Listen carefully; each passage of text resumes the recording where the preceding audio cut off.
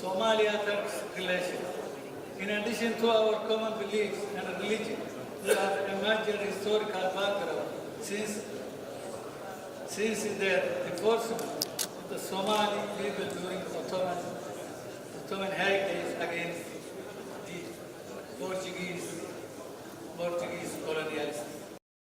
wafdigani oo soo gaaray waddanka Turkiga gaar ahaan magaalada Istanbul ayaa si xushmad leh u soo dhaweeyeen mas'uuliyiin ka tirsan safaaradda Soomaaliya oo u fadhiso dalkani Turkiga iyadoo wafdiga oo ka koobnaa laba qaybood qayb ay ka socotay aqalka sare qaybna ay ka socotay golaha shacabka ee baarlamaanka labada qayboodba waxaa hogaaminayay gudoomiyaha aqalka sare mudane Abdi Hashi Abdulahi socdaalka wafdiga ayaa ujeedkiisu ahaa in ay ka soo qayb galaan martiqaadka ay ka heleen guddiga qabanqaabada shirka loogu magac daray qudus xildhibaan dalxa ayaa ka warbixiyay socdaalka wafdigani iyo waxyaabihii shirka loogu hadlay.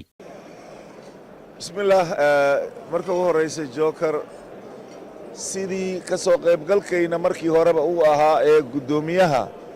mudane Abdi Hashi iyadoo noo hogaaminaya ayaa shirweynihii waxaan ooga soo qayb galnay si buuxda oo kelimadii wafdiga uu halkaa uu ka jeediyey gudoomiye Abdi Hashi Abdulahi isagoo isku matalaya labadii gole ama labadii aqal runtii aad baana khudbadiisa runtii ay u soo jiidatay halkaasna ay runtii kelimado oo runtii taabanayay Soomaaliya iyo qadiyadda Falastiin iyo tan qudusba oo runtii gudoomiyuhu aad ugu dheeraaday ayadoo halkii markii horene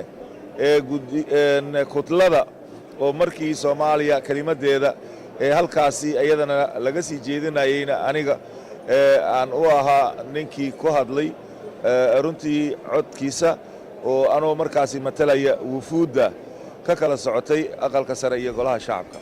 Abdulqaadir Joker raadiyaha TV-ga qaranka Soomaaliyeed waddanka Turkiga magaalada Istanbul.